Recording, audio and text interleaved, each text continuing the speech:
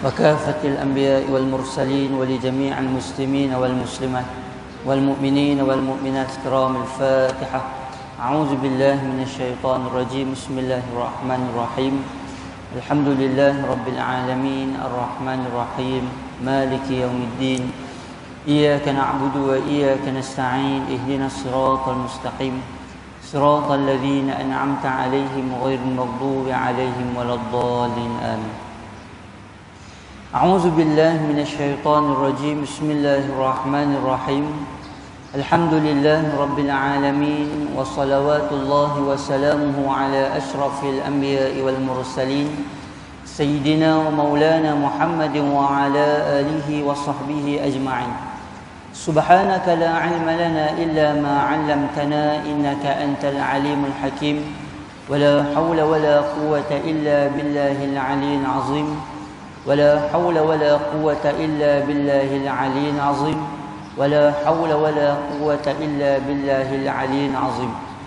اللهم ارزقنا فهم النبيين وحفظ المرسلين وإلهام الملائكة المقربين واهدنا بهداية العارفين. اللهم افتح علينا حكمتك وانشر علينا من خزائن رحمتك يا أرحم الراحمين. Assalamualaikum warahmatullahi ta'ala wabarakatuh. Alhamdulillah, sama-sama kita panjatkan syukur kehadrat Allah Subhanahu wa ta'ala dengan izin limpah kurnia rahmat kasih sayang daripada Allah. Dapat sama-sama kita berhimpun pada pagi ini. Mudah-mudahan perhimpunan, pertemuan, perjumpaan kita akan dirahmati dan diberkati oleh Allah insya-Allah. InsyaAllah pada pagi ini saya menggantikan tempat Al-Fadhil Ustaz Radhi bin Abu Bakar yang tak dapat bersama-sama dengan tuan-tuan kerana masih lagi berada di bumi Haramain. InsyaAllah mudah-mudahan kita doakan semoga beliau dipermudahkan urusan insyaAllah.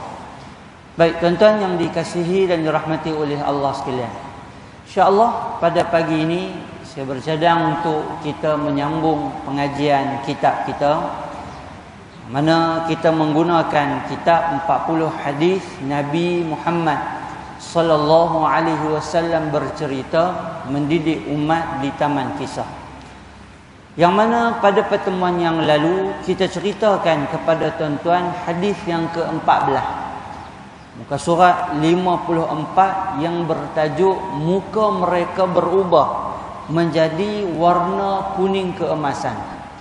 Tuan-tuan, pada pertemuan yang lalu kita dah cerita panjang lebar berkaitan dengan kisah Bani Israel yang mana depa ini setelah depa ni sembah lembu yang dibuat oleh Samiri, selepas daripada itu depa ini menjadi muka warna kuning. Disebabkan mereka sembah lembu yang dibuat oleh seorang lelaki yang bernama Samiri. Selepas daripada tu Allah Subhanahu wa ta'ala tidak menerima taubat mereka, melainkan mereka kena bunuh antara satu sama lain. Dan itu kita dah cerita panjang lebar. Baik, insya-Allah pada pagi ini kita akan masuk hadis yang selanjutnya, iaitu hadis yang ke-15 yang menceritakan berkaitan dengan kisah Nabi Allah Musa alaihi salam bertarung dengan malaikatul maut ataupun malaikat maut. Baik, mari sama-sama kita tengok hadis ini. Bismillahirrahmanirrahim. An Abi Hurairah radhiyallahu anhu, 'anin Nabi sallallahu alaihi wasallam qala: Ursila malakul mauti ila Musa alaihi salam.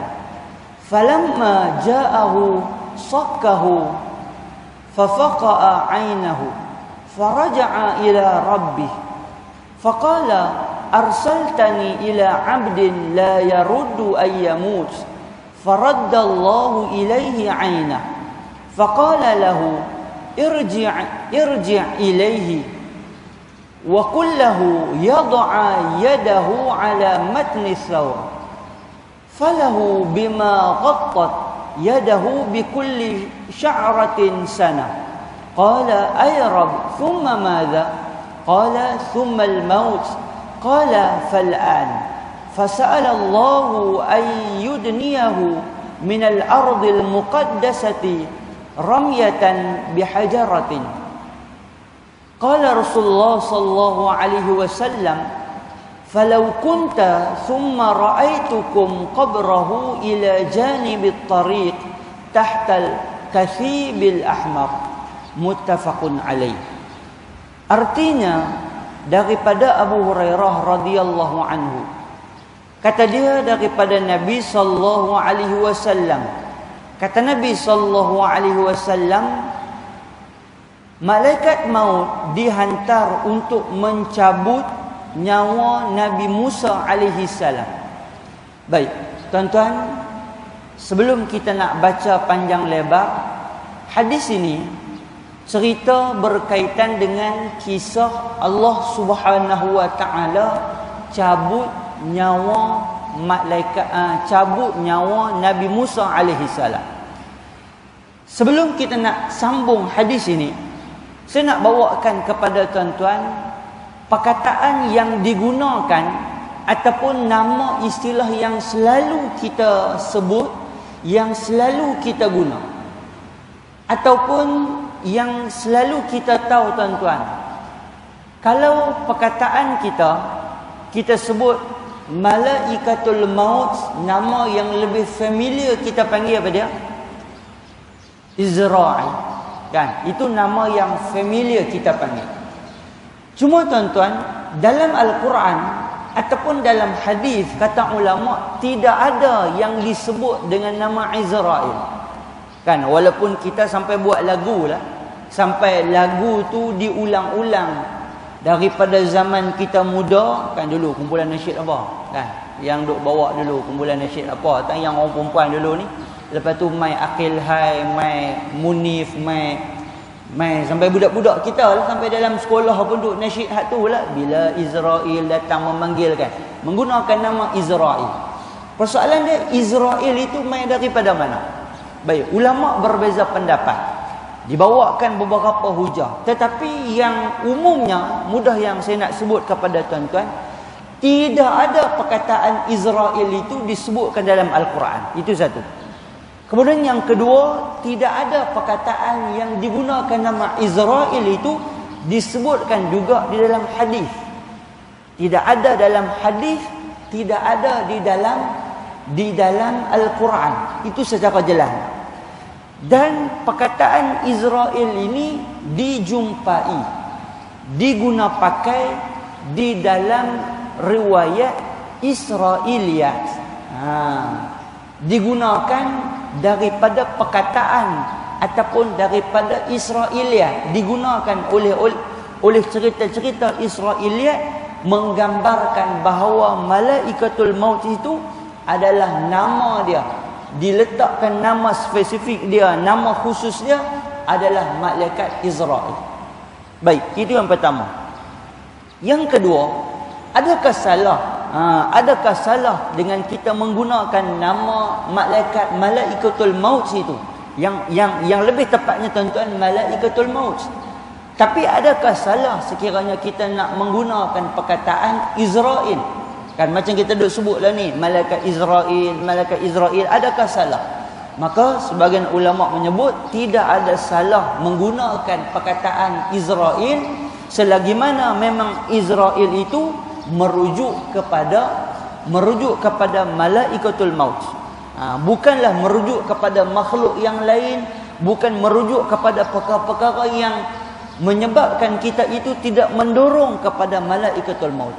Secara umumnya memang kita mengetahui malaikatul maut, dalam masa yang sama dia juga adalah malaikat Izrail, tanpa kita membeza-bezakan antara Izrail dan juga malaikatul maut.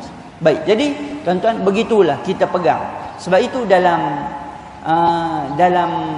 kitab yang ditulis oleh Imam Al-Ghazali dalam kitab Ihya Ulumuddin, dia sebut, antaranya disebut beberapa asar, tuan-tuan. Disebutkan sa'ala Ibrahim alaihi wassalatu wassalam nabiyuna alaihi wassalatu wassalam tasliman malaikatul maut alaihi salam wa ismuhu Izrail Dia kata Nabi Ibrahim alaihi salam bertanya kepada malaikat maut, wa ismuhu Izrail. Dia kata wa ismuhu Izrail. Dia kata dan namanya Izrail. Padanya dua mata. Walahu ainani fi wajhihi wa ainun fi faqahu. Kata dalam kitab Ihya Ulumuddin disebut padanya dua mata. Padanya dua mata pada satu wajah. Satu di belakang lehernya. Kemudian Nabi Ibrahim bersabda, wahai malaikat maut, apa yang kamu lakukan sekiranya satu nyawa di timur dan satu nyawa di barat dalam satu masa yang sama? Nabi Ibrahim pernah tanya kepada malaikat maut, apa yang berlaku sekiranya kamu nak cabut nyawa satu masa yang sama, satu di timur dan satu di barat?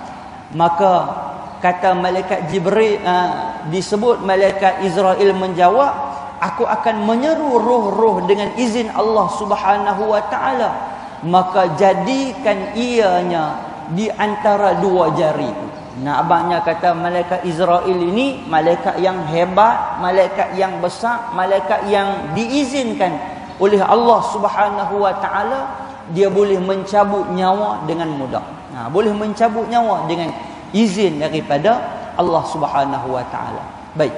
Jadi tuan-tuan, kita berpegang macam mana daripada pendapat Israiliyat, perkataan Israel itu daripada perkataan Israiliyat, kita berpegang dengan pendapat mengatakan riwayat yang tidak terdapat dalam syariat, sama ada dalam Al-Quran ataupun dalam hadis, yang mana dia itu tidak bertentangan, prinsipnya kita tidak menerima secara total dan kita juga tidak menolak secara sepenuhnya. Nah, kita tak tolak dan kita juga tak terima secara sepenuhnya. Kita berpegang selagi mana dia tidak lari daripada landasan Al-Quran dan juga hadis, maka kita masih lagi boleh menerima. Baik. Jadi dalam hadis digunakan dengan istilah malakul maut. Macam yang kita baca ini. Baik, kata Nabi sallallahu alaihi wasallam. Kata Nabi sallallahu alaihi wasallam, disebutkan hadis ini malakul maut dihantar untuk mencabut nyawa Nabi Musa alaihi salam. Ini kita cerita ketika mana dah penghujung hayat Nabi Musa alaihi salam. Tuan-tuan, Nabi Musa alaihi salam meninggal dunia 2 tahun selepas kewafatan Nabi Harun alaihi salam. Nabi Harun meninggal dulu, selepas daripada tu barulah Nabi Musa alaihi salam meninggal dunia. Maka Nabi Musa alaihi salam menamparnya sehingga terkeluar matanya. Tuan-tuan, ini Nabi Musa. Bila malaikat maut mai nak cabut nyawa, Nabi Musa tampak. Tampak ni tuan-tuan bukan tampak manusia biasa. Tampak manusia biasa dah pun Allah Taala sebut faqadha, mati kawan tu. Ini kan pula tampak malaikat maut. Tampak malaikat maut ni taklah sampai mati, tapi sampai terkeluar biji mata. Allahu Rabbi. Malaikat maut pun pulang dan berkata kepada Tuhan, wahai Tuhan, engkau telah menghantarkan aku kepada seorang hamba yang tidak mau mati. Malaikat dalam keadaan mata yang duk terkeluar tu menghadap balik kepada Allah Subhanahu wa taala. Malaikat mengadu, ya Allah, hang hantar dekat aku orang yang tak mau mati. Pasal apa tak mau mati? Pasal aku pi menghadap dia, tiba-tiba aku sampai kena tampak terkeluar biji mata. Sampai terjengui terkeluar biji mata. Kata tak ada lagi lah dalam rekod. Aku duk pi cabut nyawa orang lain ni, tak ada lagi. Tiba-tiba pi cabut nyawa laki ni yang bernama Musa ni, aku ditampak sampai terkeluar biji mata. Kemudian tuan-tuan, Allah Subhanahu wa taala menyebut faraddallahu ilaihi aina. Allah Subhanahu wa taala mengembalikan matanya dan memberi arahan kepadanya. Faqala lahu irji' ilaih. Allah Subhanahu wa taala bagi elok balik mata malaikat, bagi elok balik mata malaikat maut. Kemudian Allah Taala bagi arahan, farji' ilaih, irji' ilaih, kembalilah kamu kepadanya. Wa qul lahu, dan katakan kepadanya, yad'a yadahu ala matni thawr, Kata Allah Subhanahu wa taala, bila Allah dah bagi elok dah balik wajah malaikat yang mata terjengui keluar tadi ni, Allah Taala kata, "Lani wahai malaikat maut, patah balik dekat Musa, bagi tahu kepada dia." Apa dia yang Allah Taala suruh malaikat maut bagi tahu?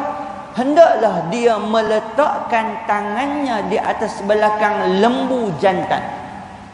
Allah Taala kata, bagi tahu balik kepada Nabi Musa, bila sampai depan dia, bagi tahu kepada kamu malaikat maut, dan bagi tahu kata Allah, aku bagi offer, bagi tawaran kepada dia. Apa dia tawaran itu? Tapak tangan kamu ini kamu letakkan di belakang lembu jantan, di belakang lembu seekor jantan. Nah, di belakang lembu jantan, kemudian Allah Subhanahu wa taala akan melanjutkan usianya mengikut bilangan bulu-bulu jantan yang ditutupi oleh tangannya. Allah Ta'ala kata, kamu letakkan tangan kamu tu di belakang seekor lembu jantan, kemudian berapa banyak lembaran bulu yang ada, berapa lay bulu yang ada di bawah tangan kamu itu, satu lay sanatan, kata Allah, satu lay dikira setahun. Tuan, berapa banyak? Kalau tambah setahun pun kita seronok lah, kan? Allah Ta'ala tanya, boleh tak nak tambah setahun kat kita? Kita kata setahun elok dah kata. Dan lagi kenuri anak tak buat lagi dia kata. Kan hak nu tak dan, hak ni tak dan lagi, setahun tu kira cukup lah. Kan? Kita, kalau kita macam tu. Kemudian tuan-tuan, kata Nabi SAW, bagi setiap helai bulu akan dilanjutkan usianya selama setahun.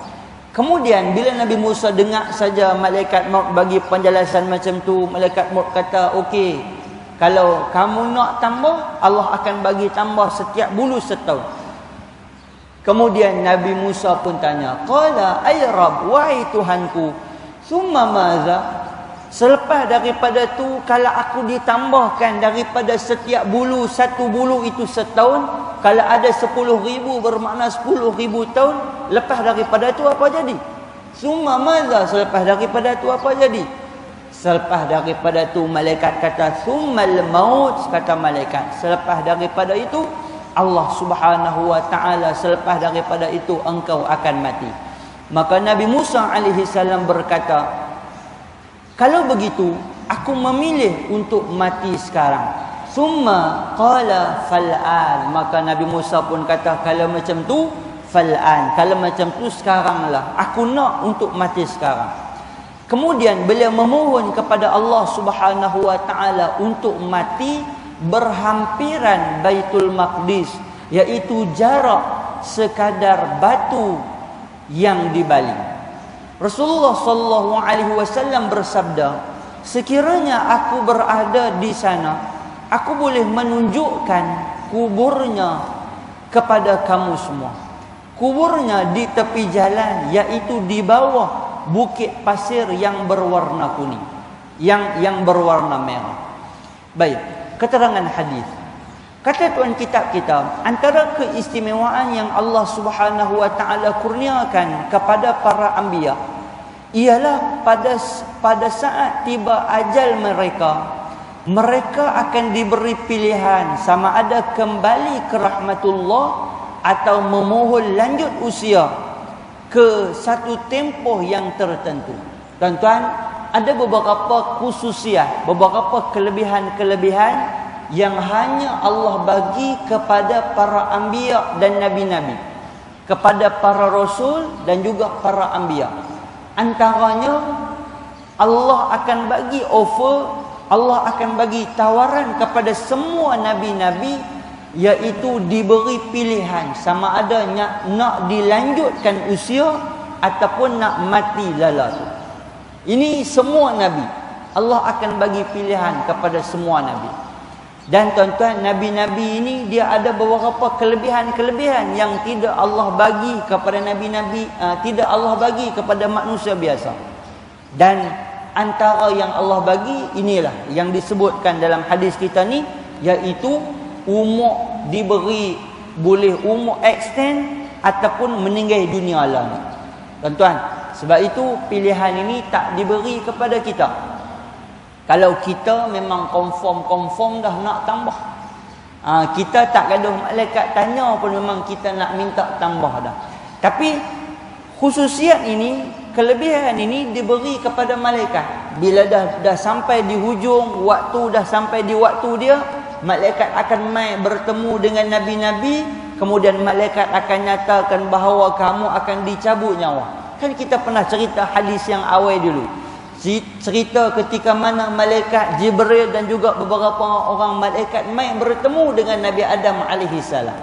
Mai bertanya kepada Nabi Adam alaihi salam, mai mengajak kepada anak-anak Nabi Adam alaihi salam macam mana cara kafan, macam mana cara menyimpan jenazah, macam mana cara memandikan jenazah, dan macam mana cara mengebumikan jenazah. Kan? Malaikat mengajarkan kepada nabi-nabi, kepada anak Nabi Adam, dan sebelum daripada tu ditawarkan juga seperti mana ditawarkan kepada Nabi Musa alaihi salam berkaitan dengan panjangnya umur ataupun dia nak untuk meninggal sekarang. Dan sudah menjadi kebiasaan para anbiya, apabila diberi pilihan antara mati dan lanjut usia, mereka akan memilih untuk mati, untuk bertemu Allah Subhanahu wa taala. Tuan-tuan, walaupun para nabi-nabi diberikan pilihan sama ada mereka ini nak lanjutkan usia ataupun nak matilah ni, semua nabi-nabi meminta untuk dimatikan sekarang sebab nak bertemu dengan Allah Subhanahu wa taala. Mereka merindui Allah Subhanahu wa taala. Mereka tidak sabar-sabar lagi untuk menikmati layanan istimewa daripada Allah Subhanahu wa taala. Tuan-tuan, para nabi, para rasul, para orang-orang yang soleh, Allah Subhanahu wa taala timbulkan depa ini rasa rindu untuk nak bertemu dengan Allah Subhanahu wa taala. Nak kalau boleh cepat-cepat bertemu dengan Allah Subhanahu wa taala. Tuan-tuan, pernah dalam satu hadis diceritakan kepada kita, orang-orang yang soleh, orang-orang yang telah terdahulu meninggal dunia sebelum daripada kita, tuan-tuan, berdoa cepat-cepat kepada Allah Subhanahu wa taala untuk dicepatkan hari kiamat, untuk dicepatkan mahsyar, untuk dicepatkan bertemu dengan Allah Subhanahu wa taala. Sebab terlampau seronoknya depa ni bertemu dengan Allah, terutama ketika mana hari pertama kematian mereka. Seronok, tuan-tuan, berbanding orang yang diazab oleh Allah Subhanahu wa taala ketika hari kematian dah dinampakkan kedahsyatan azab yang nak diterima, sehingga akan depa minta apa dia? Ya Allah, kalau boleh aku nak supaya dipanjangkan lagi untuk aku tidak bertemu cepat dengan hari mahsyar, dengan hari azab, dengan neraka, dengan hari akhirat. Banding orang beriman, kalau boleh nak cepat-cepat bertemu dengan Allah Subhanahu wa taala.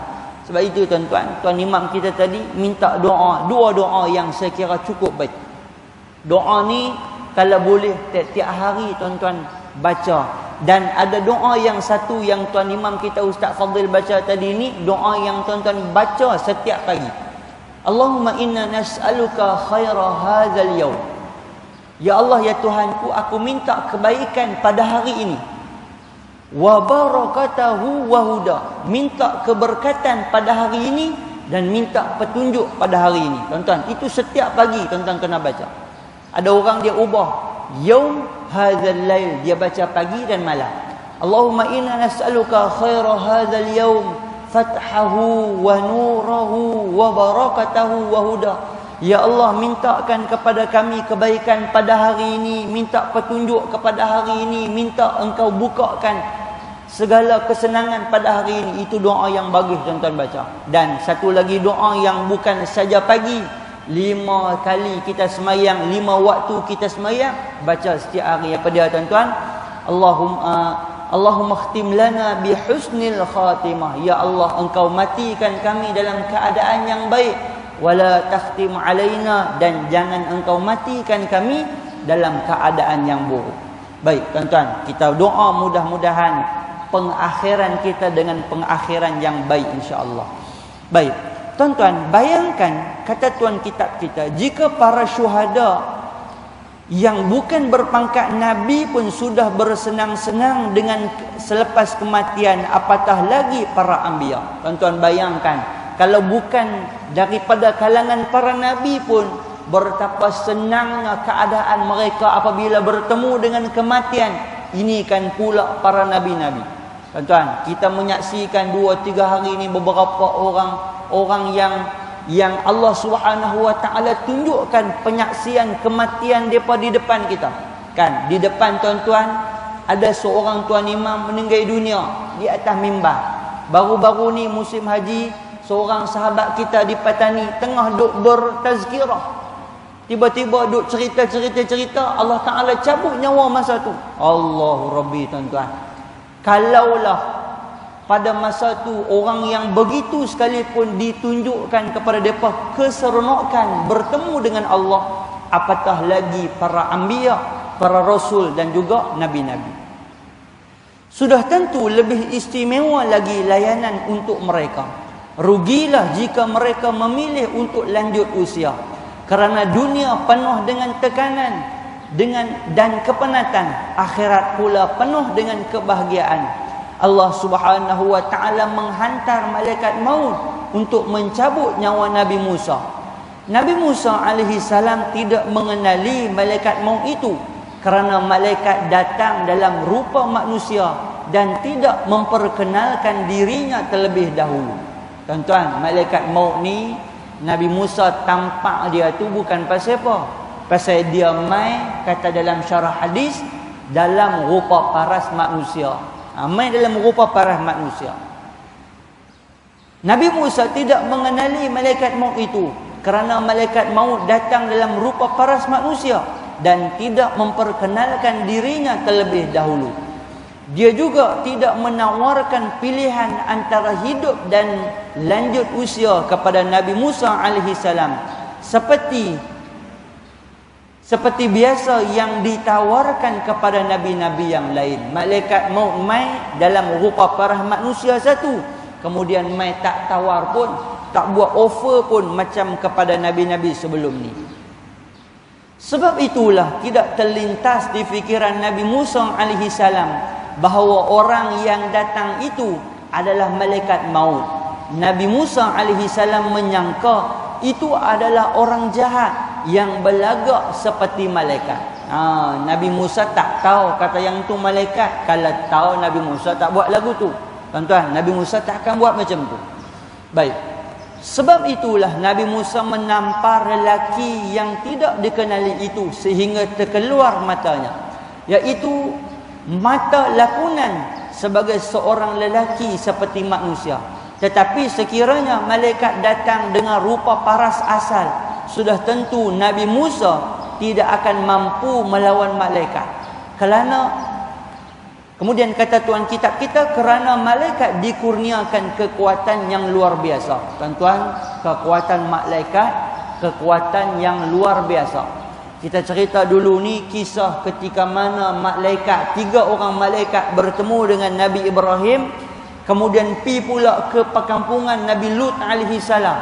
Ketika orang kampung Nabi Lut mai serbu rumah Nabi Lut, ada yang nak mai terekam tetamu-tetamu daripada malaikat tetamu Nabi Lut ni, Nabi Lut tahan. Nabi Lut kata, kamu jangan bagi malu aku di hadapan tetamu aku. Kalau kamu nak juga, kamu ambillah anak-anak perempuan aku. Orang-orang kampung Nabi Lut kata apa? Kami tak mau anak perempuan hang. Pada masa itulah malaikat mai. Malaikat mai bagi tahu kepada Nabi Lut, wahai Lut, jangan takut. Kami ini adalah utusan Allah. Dalam hadis, dalam Al-Quran menyebut malaikat dia kibah sayap dia. Kibah sayap tu buta semua orang-orang yang nak mai kacau Nabi Lut dan juga tetamu daripada kalangan para malaikat. Tuan-tuan, memang banyak hadis-hadis yang menceritakan kelebihan ataupun kekuatan malaikat. Dalam peperangan Khandaq, utusan Allah daripada kalangan tentera-tentera malaikat membantu tentera-tentera Islam pada masa itu, menyebabkan semua musuh-musuh daripada kalangan orang-orang musyrikin dan juga orang-orang Yahudi bergelimpangan lari habis, dibantu oleh para malaikat. Sebab itu tuan-tuan, malaikat ini makhluk Allah yang bukan calang-calang. Mereka bukan saja besar, bukan saja hebat, bahkan doa mereka juga doa yang dimustajabkan oleh Allah Subhanahu wa taala. Baik. Kemudian tuan-tuan, kata tuan kitab kita, apa yang berlaku itu hanyalah lakonan atau simbolik sahaja. Kemudian kata tuan kitab kita, malaikat datang sekali lagi kepada Nabi Musa alaihi salam selepas memperkenalkan diri. Beliau memberi pilihan kepada Nabi Musa sama ada memilih mati, yakni bertemu Allah Subhanahu wa taala, atau memilih lanjut usia dengan cara meletakkan tapak tangan di atas kulit unta jantan. Nabi Musa memilih bertemu Allah dan memohon agar dijadikan kematiannya berdekatan dengan bumi suci Baitul Maqdis sejauh balingan sebiji batu. Allah Subhanahu wa taala memperkenankan permohonannya itu. Tuan-tuan, macam kita cerita sebelum ini, ketika mana Bani Israel tidak boleh dikeluarkan daripada padang teh, daripada kawasan padang teh itu tak boleh keluar selama 40 tahun. Pada masa itulah Nabi Musa berpisah dengan Bani Israel, dan selepas daripada itu Nabi Musa minta untuk Allah Subhanahu wa taala mematikan beliau dekat dengan Baitul Maqdis. Pasal apa tuan-tuan? Pasal memang berhajat betul Nabi Musa ni nak sangat-sangat supaya Bani Israel, kaum dia ini berjaya masuk ke dalam Baitul Maqdis di bawah tangan dia. Kalau boleh dia nak sangat masuk, tetapi oleh kerana Bani Israel dengan ketegaknya tak mau ikut cakap arahan Nabi Musa, lawan pula apa yang Nabi Musa arahkan, akhirnya Nabi Musa minta kepada Allah, ya Allah, sekurang-kurangnya matikan aku ni dekat dengan kawasan Baitul Maqdis. Baik. Beliau tidak meminta dikebumikan di Baitul Maqdis kerana Allah Subhanahu wa taala mengharamkan Bani Israel memasuki Baitul Maqdis selama 40 tahun. Pada malam Isra Mi'raj, Nabi Muhammad sallallahu alaihi wasallam dibawa menziarahi perkuburan Nabi Allah Musa alaihi salam di tempat yang bernama Katsib Al-Ahmar. Ada satu bukit yang mana bukit itu berkawasan ataupun tanah dia tu kawasan yang kita kata macam tanah merah. Di sekitar kawasan itulah perkuburan Nabi Allah Musa alaihi salam. Baik, hadis yang ke-16. Kita terus nak masuk hadis yang ke-16. Sebab hadis ni pendek ya. Jibril alaihi salam menyumbat lumpur laut ke dalam mulut Firaun. An Ibni Abbas radhiyallahu anhuma qala anna an-nabiy sallallahu alaihi wasallam qala lamma aghraqa Allahu Fir'aun qala amantu annahu la ilaha illa alladhi amanat bihi banu Israil. Surah Yunus. Qala Jibril ya Muhammad falau ra'aitani wa ana akhizun min halil bahri fahaduthu fihi maqafatan an tudrikahu rahmah. Rawahu Tirmizi wa qala hadza hadisun hasan. Daripada Ibnu Abbas radhiyallahu anhu, sesungguhnya Nabi sallallahu alaihi wasallam bersabda. Kata Nabi sallallahu alaihi wasallam, Firaun berkata ketika Allah Subhanahu wa taala menenggelamkannya. Baik tuan-tuan, ini cerita babak ketika mana Firaun nak meninggal dunia. Yang tadi kita cerita Nabi Musa alaihi salam meninggal dunia. Ini kita nak cerita pula Firaun meninggal dunia.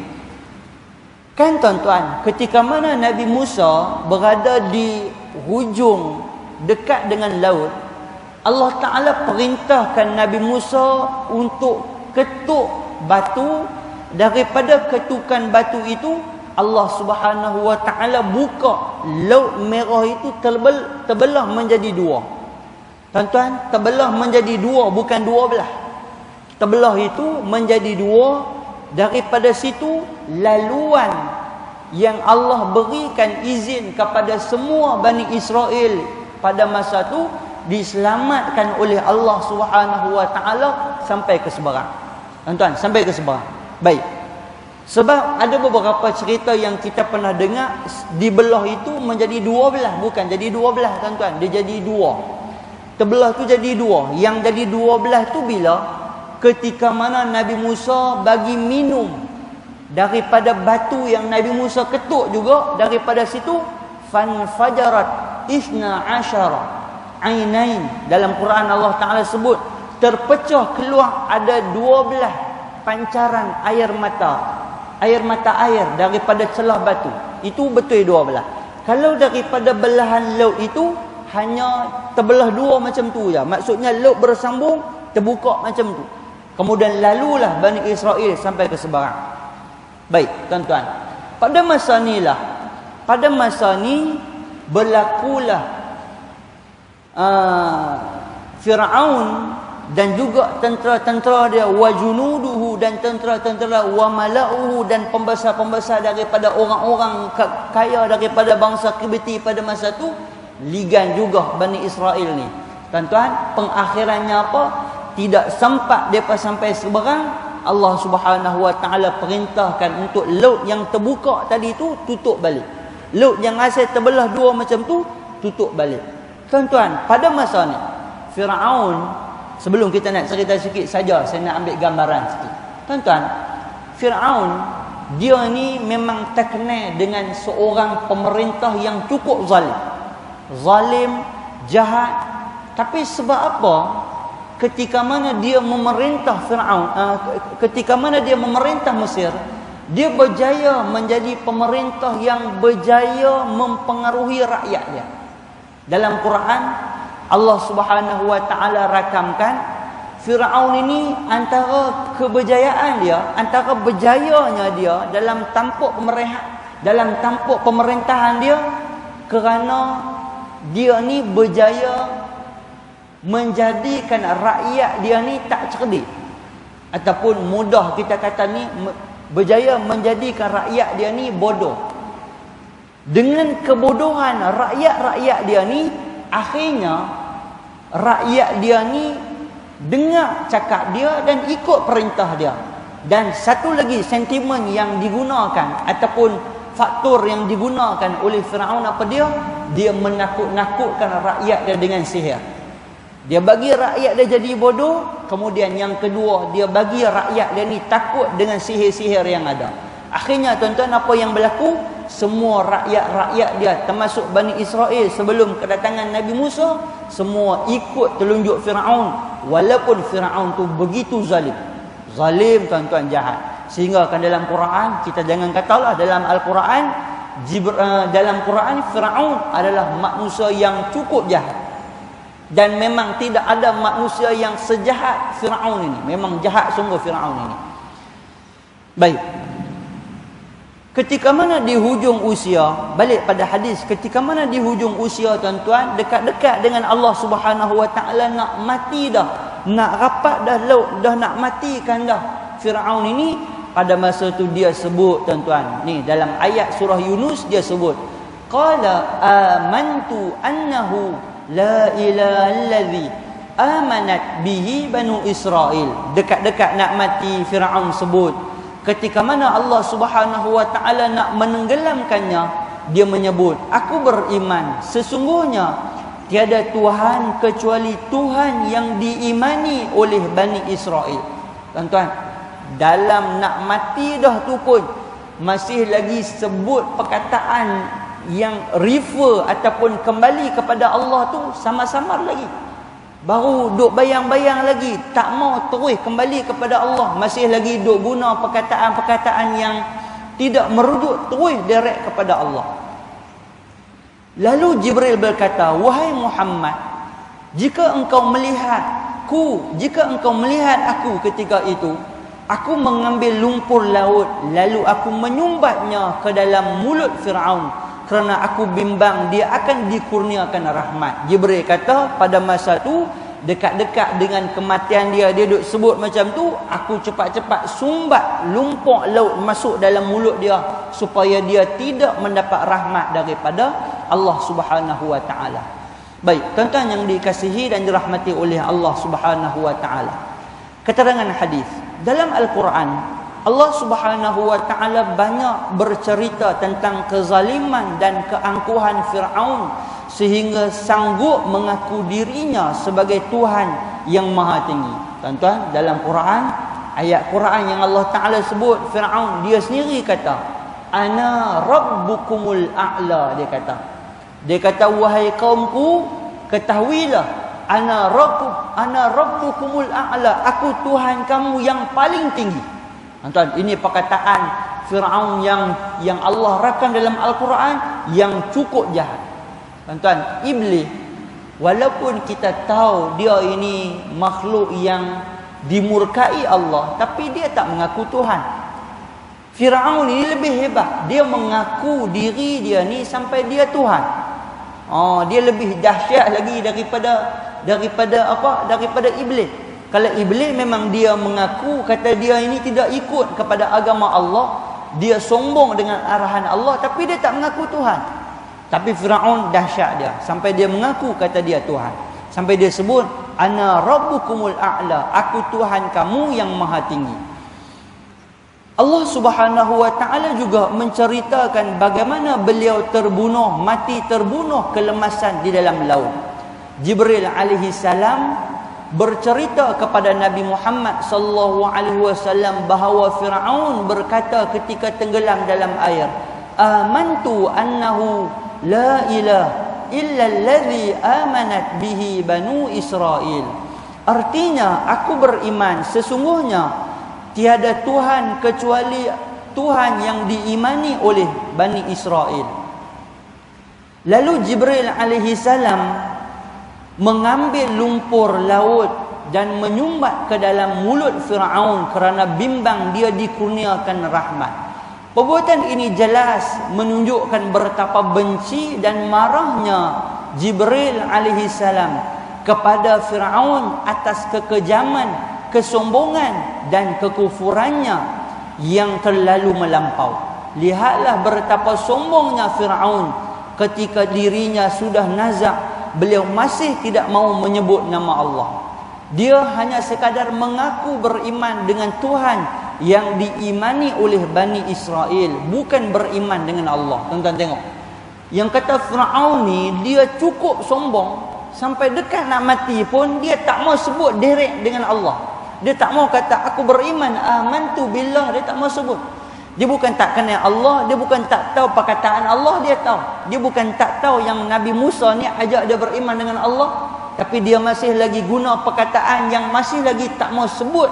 Kata dia tu nak mati dalam keadaan beriman kepada Allah. Dalam nak mati dah pun sombong lagi. Tuan-tuan, beberapa kaum yang memang Allah Ta'ala tunjuk kesombongan mereka ini, dan mati dalam sombong mereka tu juga. Ketika mana kaum Lut yang tadi ni kita kata ni, hak yang bila dah dikibah oleh malaikat buta mata tu, tuan-tuan, buta mata ni, dalam duk buta mata tu duk lari ni, depa kata hang tunggu Lut, kami patah balik mai. Tuan-tuan, ni depa ni sombong punya tak sangka-sangka ni. Dalam malaikat dah kibah dah sayap, buta dah mata, sakit dah mata, kira tak nampak dah penglihatan depa. Sambil-sambil duk lari tu depa duk kata Lut hang jaga, kami patah balik mai, kami pukul hang balik. Tuan-tuan, sampai macam tu. Sampai macam tu yang kata sombongnya.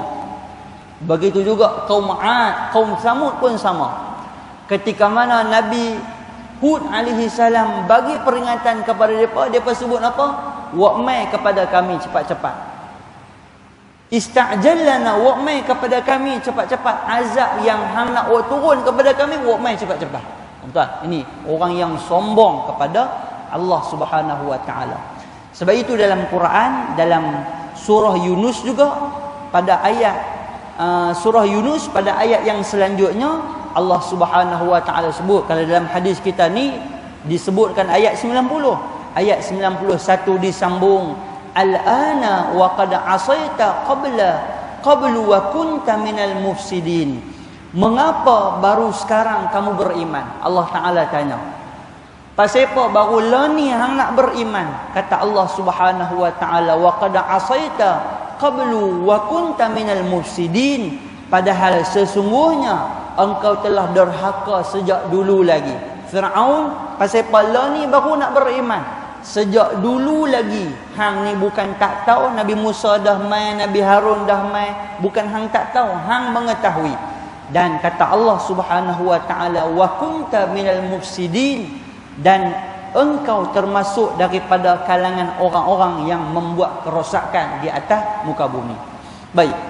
Kemudian kata tuan kitab kita, bukan beriman dengan Allah Subhanahu wa taala, sekiranya dia mengucap ketika itu pun belum tentu diterima oleh Allah Subhanahu wa taala. Kerana pintu taubat ditutup apabila nyawa sudah sampai di kerongkong, yakni sakaratul maut atau matahari sudah terbit dari barat. Jibril membenci perbuatan jahat Firaun yang melampau adalah perkara normal dalam kehidupan. Nabi Musa alaihissalam juga pernah berdoa kehancuran ke atas Firaun dan pembesar-pembesarnya setelah dakwah yang beliau lakukan tidak mendapat sambutan. Ini juga dalam kitab disebut doa daripada Nabi Harun dan juga Nabi Musa alaihissalam bahawa kehancuranlah ke atas kerajaan Firaun dan juga kuncu-kuncu Firaun yang Allah Subhanahu wa taala binasakan.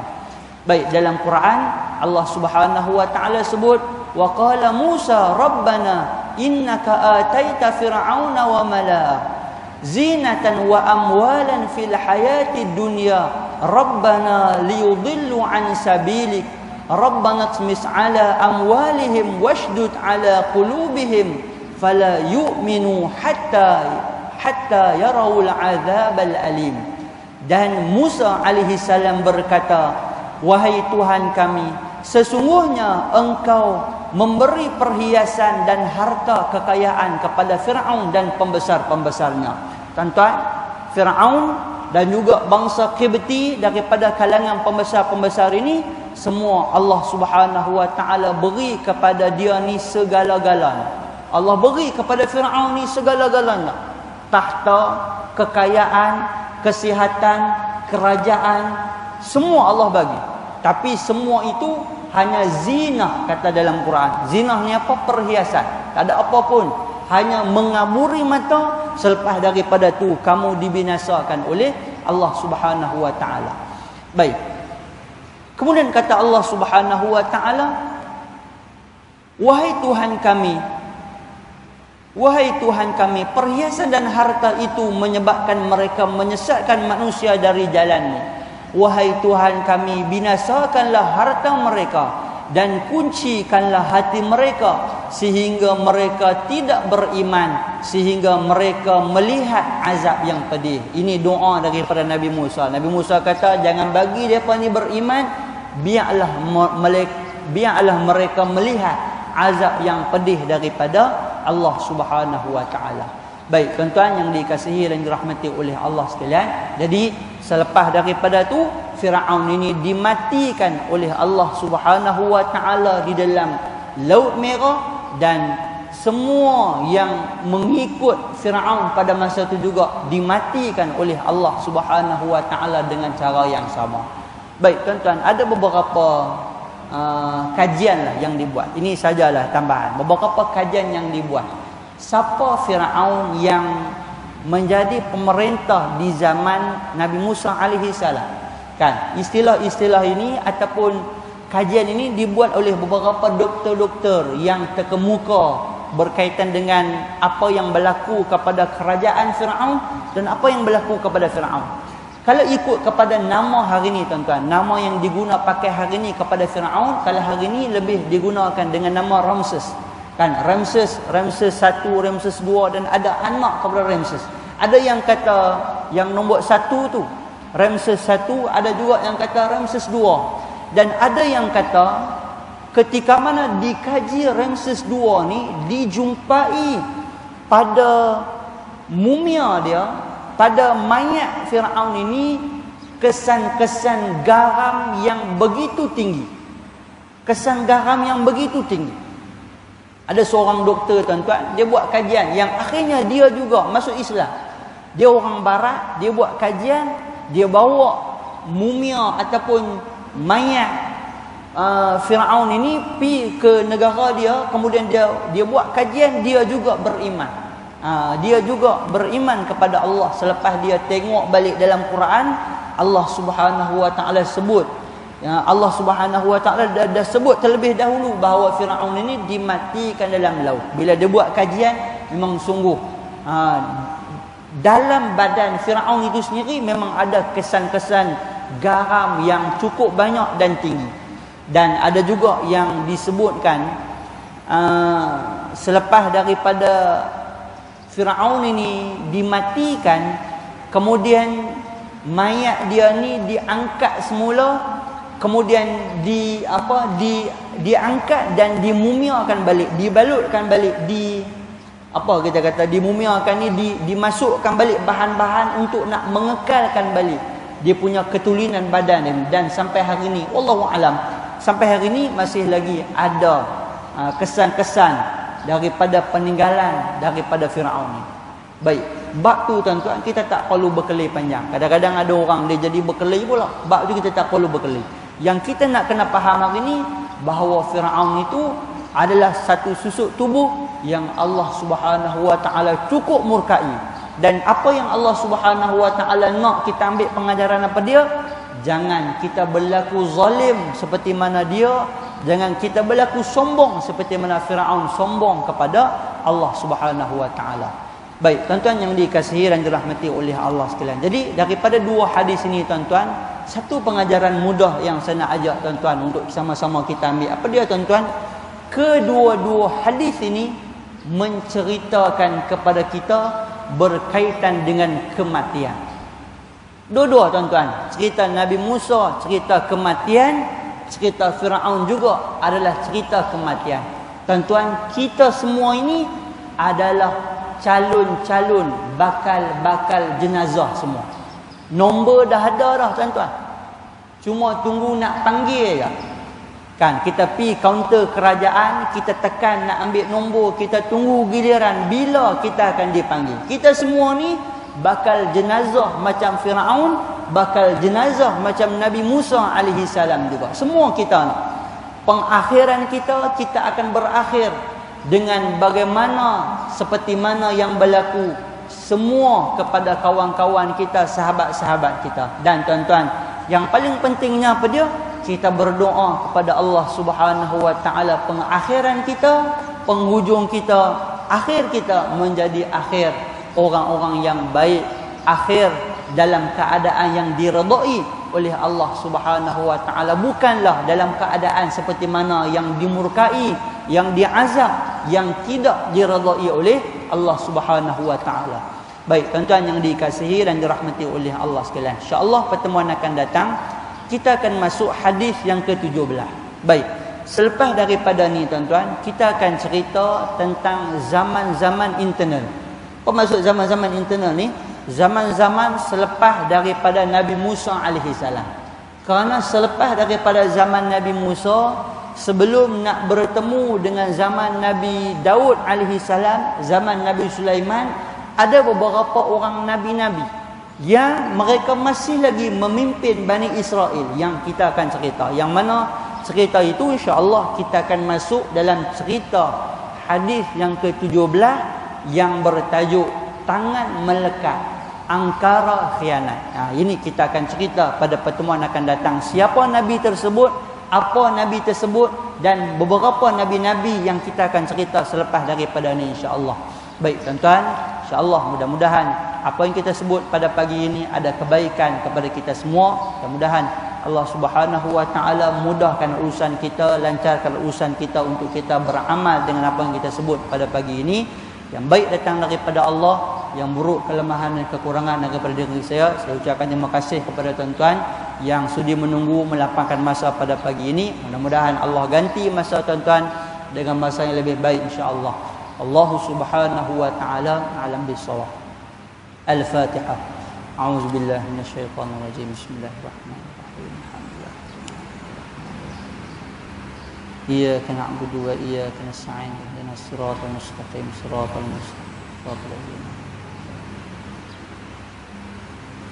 بسم الله الرحمن الرحيم اللهم استر عيوبنا وعيوب معلمين عنا ولا تزهب بركة علومهم عنا برحمتك يا أرحم الراحمين اللهم فقهنا في الدين وعلمنا تأويل اللهم فقهنا في الدين وعلمنا تأويل اللهم فقهنا في الدين وعلمنا تأويل اللهم احسن عاقبتنا في الأمور كلها وأجرنا من خزي الدنيا وعذاب الآخرة ربنا آتنا في الدنيا حسنة وفي الآخرة حسنة وقنا عذاب النار صلى الله على محمد وعلى آله وصحبه وبارك وسلم الحمد لله رب العالمين السلام عليكم ورحمة الله تعالى وبركاته.